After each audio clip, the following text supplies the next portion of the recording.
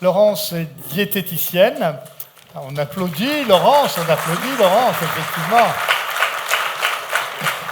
Donc, Laurence est diététicienne, notamment à l'espace Maria Estrella, dont vous nous parlerez un tout petit peu, bien sûr, et puis sur le territoire du Penthièvre, en étant adhérente à la CPTS de Penthièvre, c'est-à-dire la CPTS, c'est la Communauté professionnelle territoriale de santé. Ça réunit des professionnels de différents métiers de la santé. Ça parle de réseau, effectivement, ça parle de pluridisciplinarité. On va vous laisser nous présenter cet outil qui existe depuis 2021 pour la CPTS, assez récent, CPTS du Penthièvre. Ouais. Voilà. Donc, bonsoir à tous. Comme l'a dit Bruno, je suis diététicienne depuis 2020. J'exerce à Pommerais, donc c'est pas très loin d'ici, entre Lamballe et Saint-Brieuc. Donc j'exerce en libéral, ce qui me vaut du coup ma participation à la CPTS.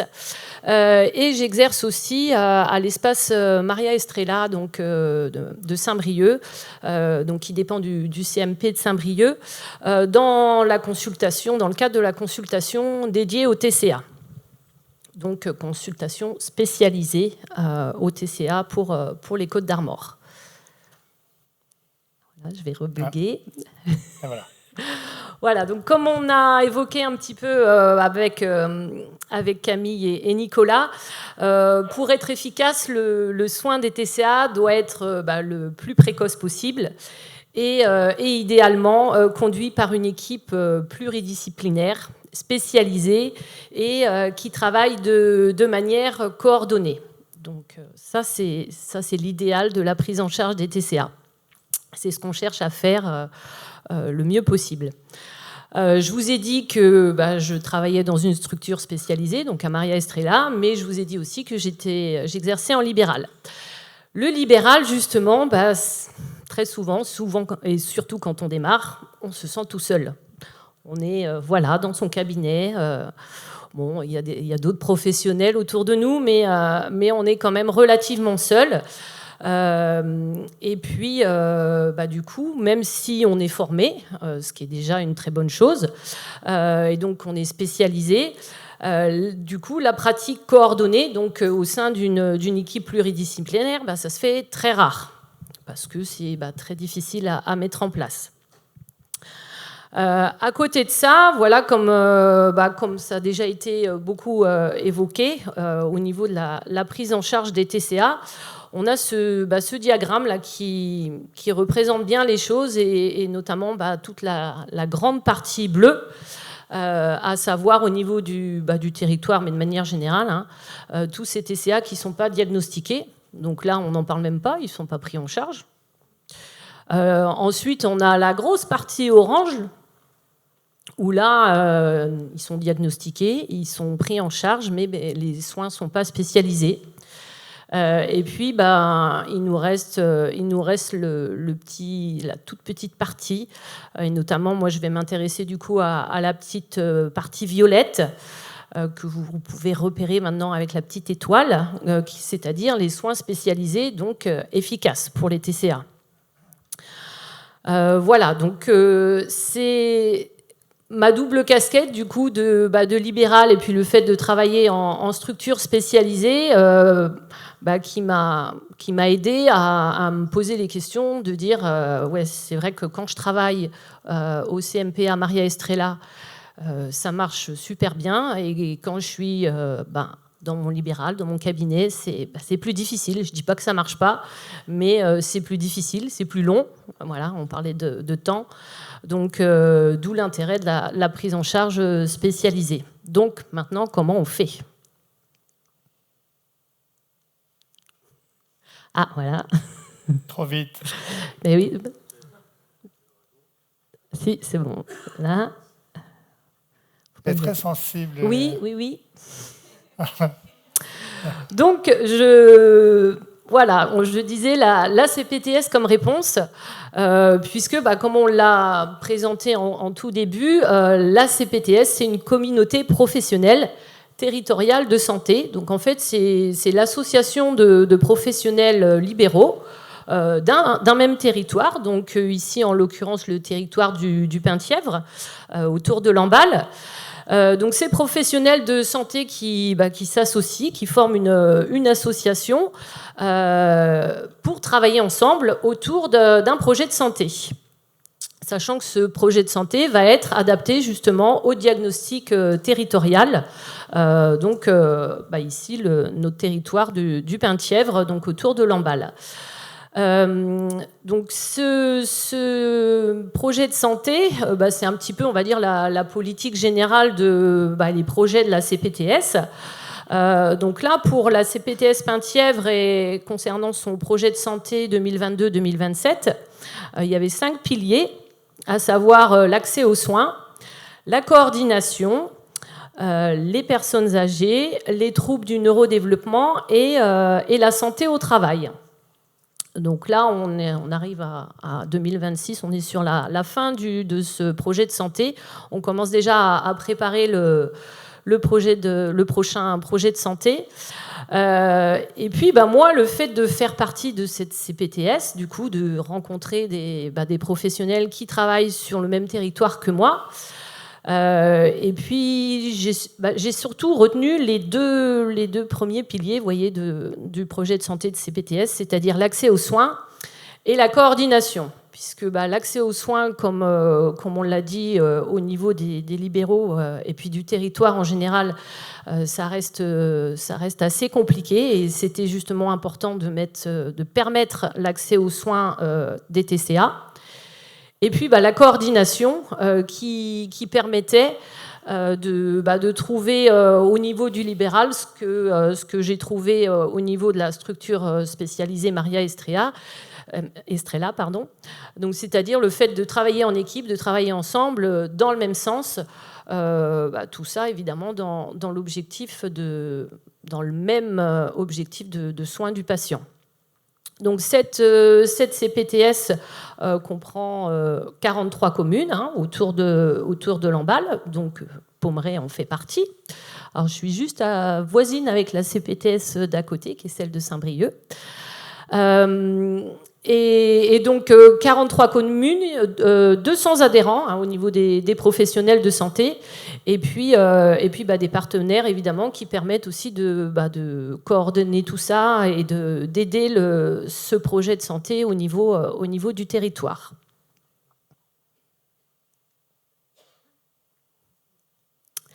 Voilà. Donc voilà, comme je vous disais, le fait d'être seul en libéral et du coup d'appartenir quand même à cette CPTS, moi j'ai vraiment trouvé ça comme une réponse, puisque du coup la CPTS est là pour faire se rencontrer les professionnels d'un même territoire, et puis surtout à cette compétence de coordination, donc qui va être justement très importante dans le soin des TCA.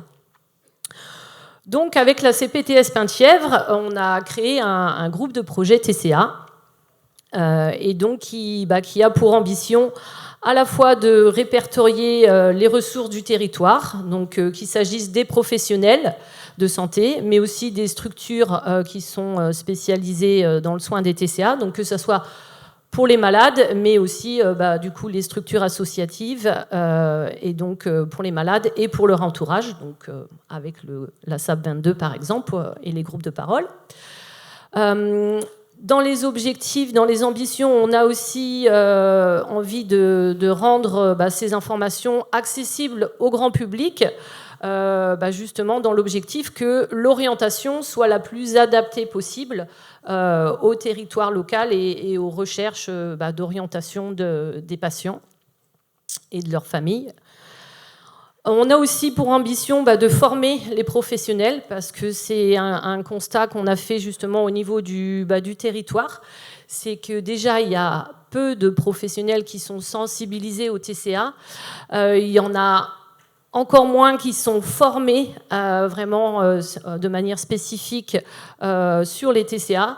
Donc ça commence par là, c'est déjà de repérer, de répertorier au niveau professionnel les besoins et puis ceux qui sont intéressés, ceux qui ont envie de se former pour justement mieux prendre en soin les patients qui en ont besoin. Toujours comme objectif, comme ambition de la CPTS, comme je vous disais, hein, c'est le point fort, c'est la coordination, donc de faire travailler ensemble ces professionnels en équipe pluridisciplinaire, de coordonner pour structurer une filière de soins sur le territoire. Voilà, c'est vraiment d'aller au plus près du territoire à partir des professionnels qui sont présents sur ce territoire. Et puis dans un objectif plus général, c'est de mener des actions de prévention, de sensibilisation, donc là auprès du grand public, mais aussi auprès des professionnels de santé, toujours dans l'objectif de bien appréhender ces TCA.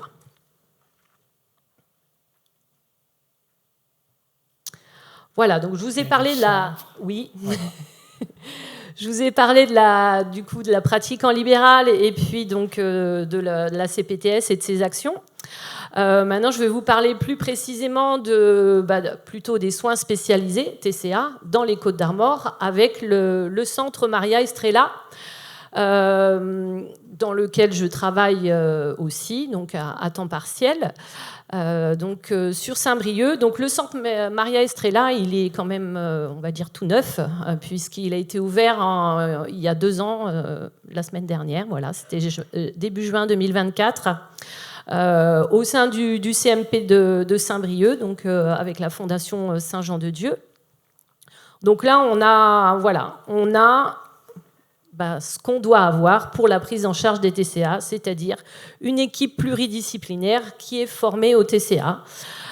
Donc on a un médecin addictologue, on a une infirmière addictologue, un psychiatre, un psychologue, un neuropsychologue, une psychomotricienne, une diététicienne que vous avez devant vous, une assistante sociale et une thérapeute familiale. Voilà, parce que là aussi, je reprends tout ce qui a été dit précédemment. La prise en charge de l'entourage et notamment de la famille est quelque chose qui fait partie intégrante du soin.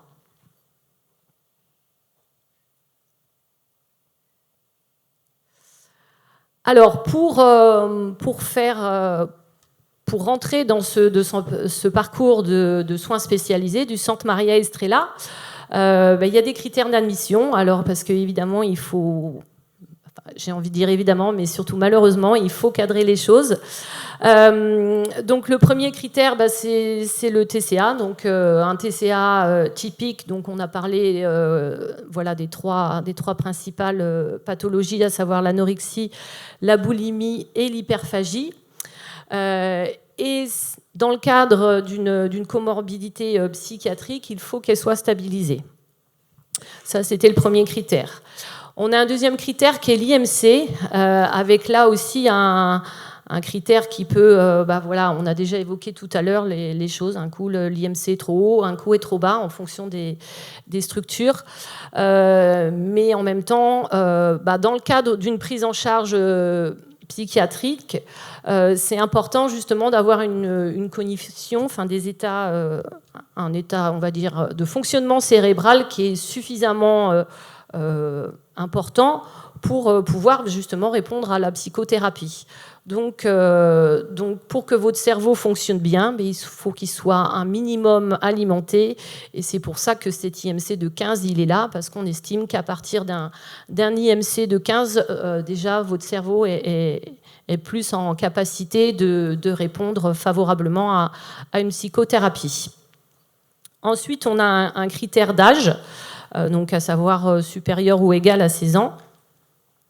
Un critère qui va être très important, c'est l'engagement du médecin généraliste parce qu'au niveau de Maria Estrela, c'est une prise en charge à composante psychiatrique, psychologique, psychothérapique, et on n'assure pas le suivi somatique, c'est-à-dire tous les critères physiologiques, médicaux standards. Donc là aussi, et puis aussi dans le souci de coordination avec un médecin référent, on demande l'engagement du médecin généraliste pour le suivi somatique. Et le dernier critère, c'est la commune de résidence, qui est un critère assez restrictif, avec seulement 5 communes qui peuvent être prises en charge pour le moment, à savoir Saint-Brieuc, Langueux, Trégueux, Plérin et Ploufragan. Ça peut paraître difficile et surtout ça peut poser beaucoup de questions. Pourquoi ces 5 communes ? Je vous l'ai dit, le Centre Maria Estrela, c'est une structure qui est toute jeune, toute récente.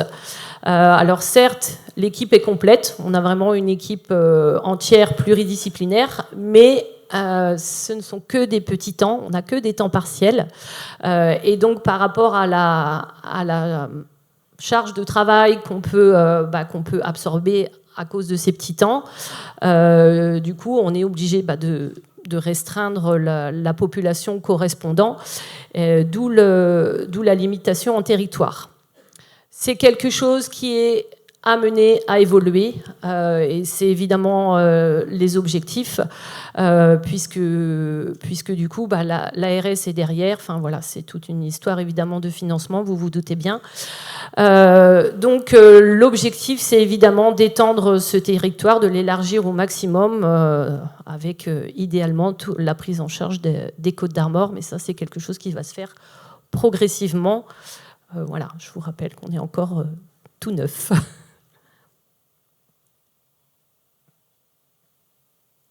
Et c'est vrai que la liste des médecins est impressionnante, enfin des intervenants est impressionnante.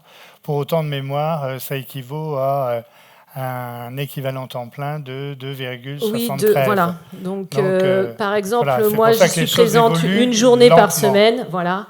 Ma collègue infirmière qui a le temps le plus élevé, elle est qu'à 2 jours par semaine. Ouais. Donc voilà, on est certes une équipe complète, mais on n'est pas complet au niveau de nos temps de pratique.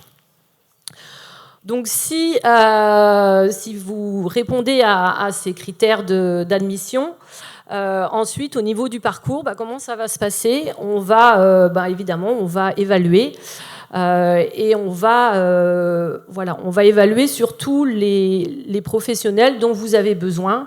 On va prioriser, je vous ai présenté toute l'équipe.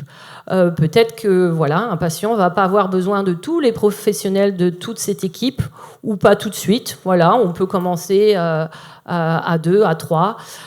Ça commence avec l'infirmière qui reçoit le patient, qui fait justement toute une évaluation. En général, ça aiguille vers notre médecin. Et puis après, justement, on voit aussi en équipe, en fonction de chaque patient, de son parcours, de quoi elle a besoin à l'instant T. Est-ce que c'est la diététicienne ? Est-ce que c'est la psychomotricienne ? Est-ce qu'il y aurait besoin d'un bilan neuropsycho ? Alors des fois, on commence à 2 professionnels, et puis en fonction de l'avancement du travail, par exemple, la diététicienne va arrêter, et puis il va y avoir un relais, il y a la psychologue qui va arriver dans l'équipe de prise en charge. Donc voilà, c'est vraiment un parcours qui est construit sur mesure, en fonction des besoins, et puis de la temporalité, comme on a déjà évoqué aussi. On va vraiment beaucoup se baser sur l'impact du TCA sur la qualité de vie. Et donc tous les retentissements au niveau physique, mais aussi au niveau mental et au niveau social. Et ça, on va évaluer ça à partir d'un questionnaire qu'on appelle le Quaviam, donc qui vraiment évalue la qualité de vie ou la détérioration de cette qualité de vie à cause du TCA. Voilà.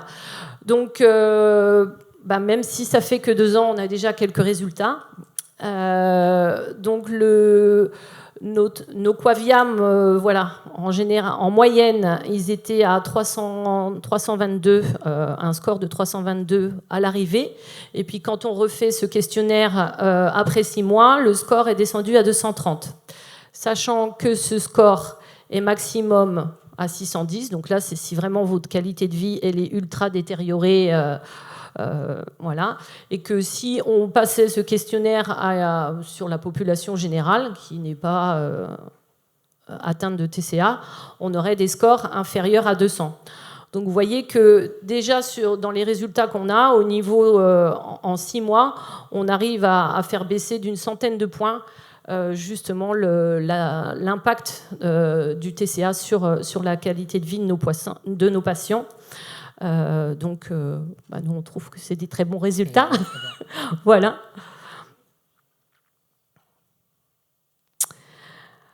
Voilà, donc pour résumer un petit peu et puis pour faire le parallèle avec la suite et puis avec tout ce qui a déjà été dit, c'est vraiment important de penser à toutes les ressources puisque voilà, on n'a pas toujours accès tout de suite à toutes les ressources dont on a besoin.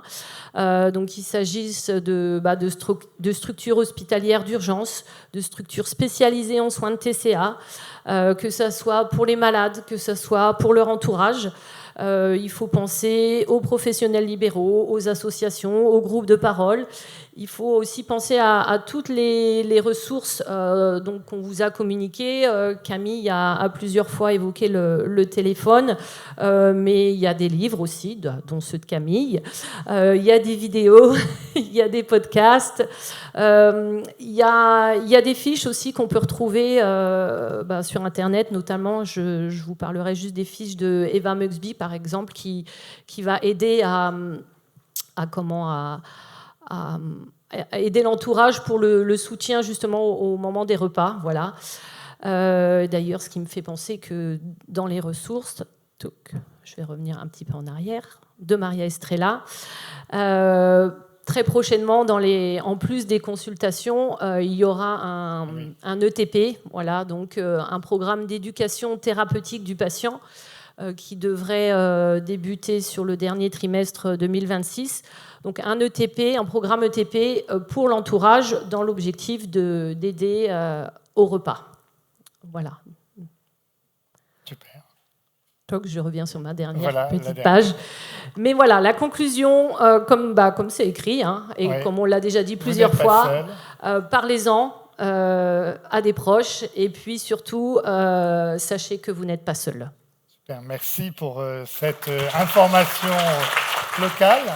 On va parler de l'aide aux aidants et je vais demander à Erwan de moi, effectivement, et Karine Barotin de me rejoindre. Ils vont nous parler tous les deux, en fait, d'un programme qui s'appelle Bref. Content de vous voir en vrai, je n'avais pas réagi depuis tout à l'heure.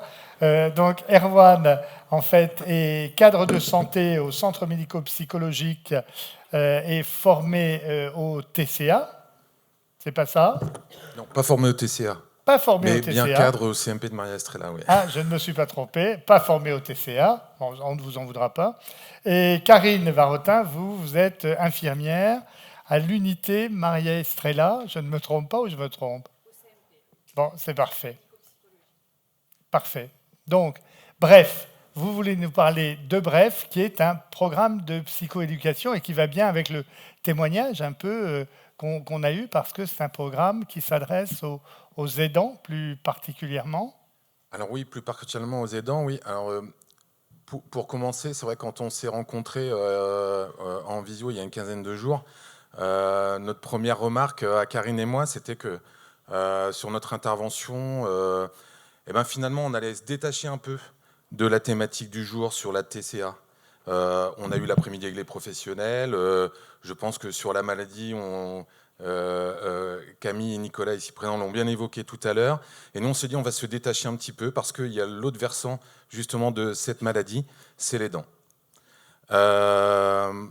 Moi, ça fait quelques années maintenant que je pratique en psychiatrie. l'aidant, j'ai envie de dire, c'était pas forcément une composante de la prise en charge il y a 30 ans. Petit à petit, ça l'est devenu, mais de façon très très lente. Je dirais que depuis quelques années maintenant, cette notion-là, elle est beaucoup plus importante. Et elle n'est pas seulement importante au niveau de la santé mentale, je pense qu'elle est devenue importante au niveau de la société. C'est une préoccupation de santé publique aujourd'hui. Il faut juste savoir qu'il y a encore 2 ans, je pense qu'on pouvait dire d'une personne qu'elle était aidante, ça concernait 10 millions de personnes en France.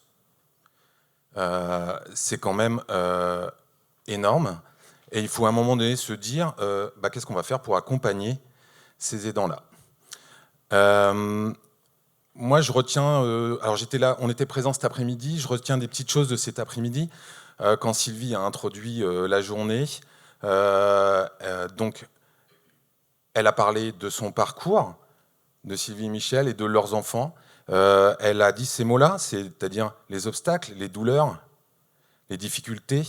Et je pense que c'est ça que le programme Bref va cibler chez les aidants. S'occuper d'autrui, c'est pas facile. C'est pas facile en général. Alors s'occuper de quelqu'un qui est malade, on imagine tout ce qu'il faut mettre en place pour faire au mieux pour cette personne-là. Vous disiez cet après-midi, Nicolas, l'outil le plus efficace dans la prise en charge TCA, c'est la famille. Moi, c'est ce que j'ai retenu. Et c'est vraiment nous, alors c'est pas notre quotidien, parce qu'on ne fait pas du programme Bref tous les jours, mais dans l'objectif du programme Bref, c'est ça. Donc, c'est vrai que l'implication des aidants dans la prise en charge, elle est parfois invisible. Et nous, en tant que professionnels, on ne le voit pas forcément. Donc c'est vrai que s'ils ne viennent pas vers nous, comme on le disait cet après-midi, on ne va pas aller le deviner. On peut imaginer le temps que ça prend pour un aidant de se renseigner sur la maladie, de s'impliquer dans la prise en charge du proche, de rechercher les bons interlocuteurs, les bons dispositifs. Sylvie le rappelait, au départ de la maladie de sa fille, il n'y avait rien. Et c'est vrai, il n'y avait rien. Il y a 20 ans, on ne faisait pas de TCA. Et on peut imaginer tout ça parce que tout ça, l'aidant, il va finir par, entre guillemets, s'user. Et là, on peut parler d'épuisement, d'usure. Pour certains aidants, ça peut aller jusqu'au burn-out. Hein. Le programme Bref, on va utiliser un autre terme qui va permettre de désigner ces émotions-là, ces états de santé-là, ces états émotionnels. C'est le terme fardeau. Et c'est ça qu'on va retrouver dans le programme Bref ensuite. Et on va travailler autour de ça. C'est quoi le fardeau des aidants ? Et qu'est-ce qu'on peut faire pour les accompagner et pour les aider à bien identifier ce fardeau et à mieux le supporter. Donc je disais, le programme Bref, c'est un des premiers outils qui a été mis en place. D'accord. Et ça fait longtemps que ça existe, ce programme Bref ? Alors le programme Bref, ça fait, je crois que c'était en 2021. C'est un programme qui a été travaillé entre l'hôpital Levinatier à Bron et l'UNAFAM. Et oui, ça doit faire maintenant 5 ans. Et c'est un programme qui, petit à petit, de nombreux établissements mettent en place. Je crois de mémoire, qu'aujourd'hui, il y a près de 700 établissements qui ont des professionnels formés et qui ont mis en place ce programme. Et donc, ils font de suivi de famille. Alors, j'ai envie de dire, la spécificité de Bref, c'est de créer un cocon. Et ce cocon-là, il est réservé à une famille. Alors, parce que quand ils ont commencé à travailler sur ça, un constat, c'est que mettre plusieurs familles l'une face à l'autre pour parler de ce sujet-là, pour parler de ce que l'on ressent, ce sont des choses intimes, et c'est pas facile. Donc le programme Bref, sur les séances, c'est réservé à une famille. Et donc c'est un espace cocooning qui va permettre à la famille de verbaliser, de parler de ses émotions, de montrer ses émotions parfois. Et en ça, c'est essentiel, quoi. Donc le programme Bref, c'est différentes étapes. Et là, je vais laisser Karine expliquer. La manière dont les choses se déroulent dans le programme. Vous avez, si vous en avez besoin, la petite zapette pour faire avancer vos vos diapos, si c'est utile ou pas. Alors, oui, les différentes étapes du programme Bref. Oui, donc moi, mon travail, c'est infirmière. Je ne suis pas du tout conférencière, donc je n'ai pas trop l'habitude de ce qu'on est en train de faire. Ça ne se voit pas du tout. Donc, le programme Bref, déjà, à qui ça s'adresse? Aux proches. Les proches, ce n'est pas forcément la famille. Ça peut être une amie qui est là tout le temps. Ça peut être les parents, mais ça peut être aussi la fratrie. Ça peut être des grands-parents. Enfin, les gens qui sont là au quotidien pour la personne qui atteint des troubles de conduite alimentaire. Nous, le programme Bref, c'est pas que sur les personnes qui sont atteintes de troubles de conduite alimentaire, mais c'est pour toutes les personnes atteintes de pathologies psychiatriques, en fait. Mais là, bon, ce soir, on parle plutôt des TCA.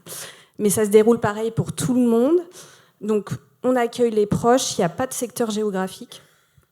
Peu importe où vous habitez dans les Côtes-d'Armor, vous pouvez venir faire le programme Bref chez nous. Il n'y a pas non plus d'obligation à ce que le proche soit suivi au centre Maria Estrella, pas du tout. On reçoit des gens qui sont suivis en libéral ou dans des cliniques ou juste à l'hôpital général. Enfin voilà, c'est pas du tout. Il n'est pas question de ça. Et là, c'est vraiment un temps pour le proche. Comme le quotidien de tout le monde est assez chargé, en fait, c'est un programme qui est assez court, c'est-à-dire qui se déroule en 3 rendez-vous d'1 heure. Il y a 1 mois à peu près entre chaque rendez-vous. Et après, il y a un appel à 3 mois. Donc le premier rendez-vous, c'est un peu une rencontre. Le proche vient nous raconter en fait comment ça s'est passé, du coup pour la personne atteinte de troubles du comportement alimentaire, mais aussi pour lui en fait. On fait un point sur le parcours. Voilà, c'est un entretien souvent qui est assez riche, cette première séance. De là se dégagent en fait souvent des questionnements qui sont différents pour chacun. Franchement, je peux pas vous dire vraiment ce soir quelque chose de particulier parce qu'en fait à chaque famille il y a un bref différent. Tout le monde vient avec des attentes différentes. Donc ça, c'est un peu ce qu'on travaille en 2e séance.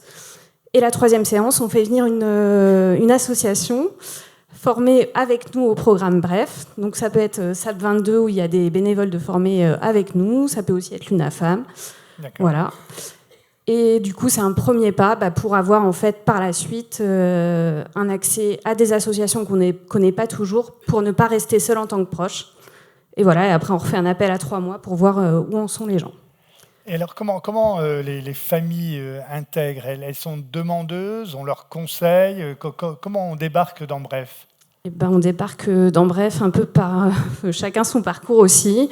Il y a des gens qui ont vu des flyers en pédiatrie, parce que la pédiatrie a beaucoup de personnes, beaucoup de parents qui sont là avec leurs enfants qui ont des troubles du conduite alimentaire. Il y a des gens, c'est le médecin généraliste. Enfin, c'est un peu de plein de façons différentes. Il y a une application qu'on vous passera peut-être à un moment qui existe, Bref, où il y a les coordonnées de tous les Brefs de France et les nôtres aussi.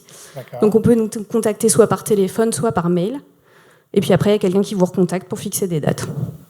D'accord. Et combien de familles bénéficient de ce service actuellement? Je ne sais pas si c'est important le nombre, mais vous en voyez beaucoup? Alors c'est un service qui s'est monté à moyens constants, mais qu'avec des professionnels qui étaient volontaires et qui avaient envie de proposer quelque chose aux familles.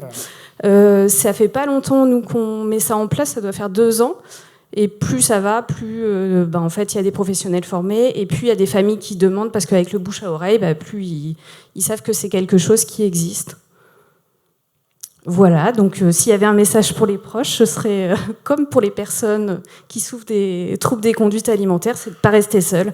Venez, Bref, c'est un peu la porte d'entrée aussi, pour ne pas rester tout seul. Super, merci. Merci beaucoup à vous. Alors, merci. Vous voulez ajouter quelque chose?